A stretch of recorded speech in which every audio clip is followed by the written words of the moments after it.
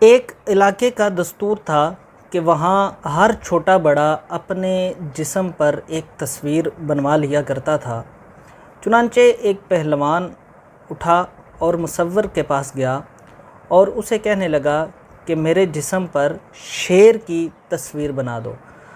تو مصور نے اس کو لٹایا اور اس کے جسم پر سوئی چبھوئی تاکہ وہ شیر کا نقشہ بنا سکے۔ جب پہلوان کو سوئی چبھی تو اس نے مصور سے کہا کہ تم شیر کا سب سے پہلے کون سا حصہ بنانے لگے ہو؟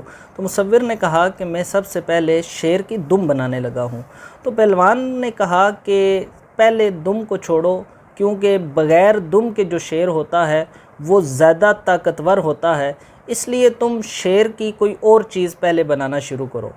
پھر مصور نے شیر کے کان بنانا شروع کیے۔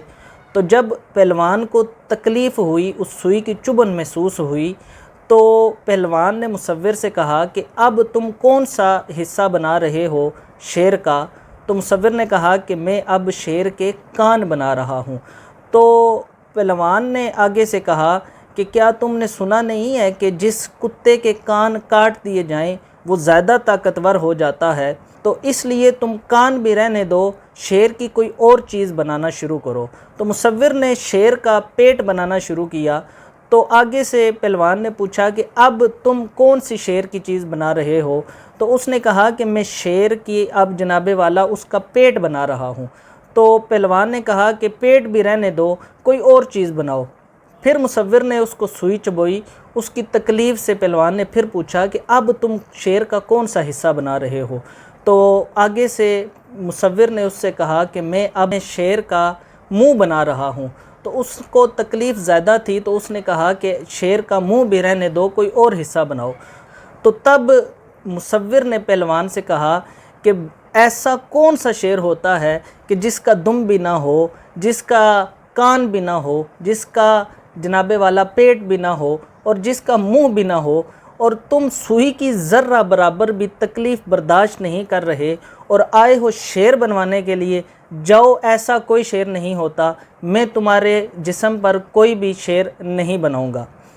اس واقعے سے ہمیں سبق کیا ملتا ہے کہ ہم بھی اس پہلوان ہی کی طرح ہیں کہ ہم بڑے بڑے خواب دیکھتے ہیں، بڑی بڑی آرزوئیں تمنائیں رکھتے ہیں، لیکن ان میں حقیقت کا رنگ بھرنے کے لیے ہم سوئی جتنی تکلیف بھی برداشت نہیں کر سکتے۔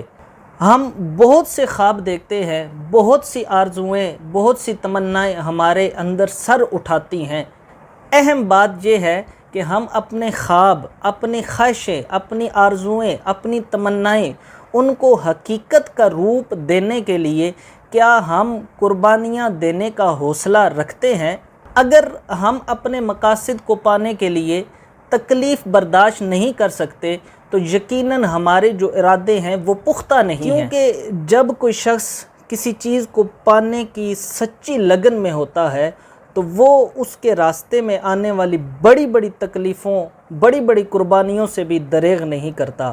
اگر ہم اپنے مقصد کو پانے کے لیے پختہ ارادہ کر لیں تو پھر دنیا کی کوئی طاقت ہم سے ہمارا مقصد نہیں چھین سکتی۔ تو امید ہے کہ آج کی ویڈیو آپ کو پسند آئی ہوگی۔ اگر ویڈیو پسند آئی ہے تو میرے اس یوٹیوب چینل سکندر شاہ آفیشیل کو آپ سبسکرائب کر لیں اور بیل نوٹیفیکیشن کو بھی آن کر لیں تاکہ میری ہر آنے والی ویڈیو آپ تک آسانی سے پہنچ سکے۔ تو ملتے ہیں اگلی ویڈیو میں، تب تک کے لیے اپنے میزبان سید سکندر حسین شاہ کو اجازت دیجیے۔ اللہ حافظ۔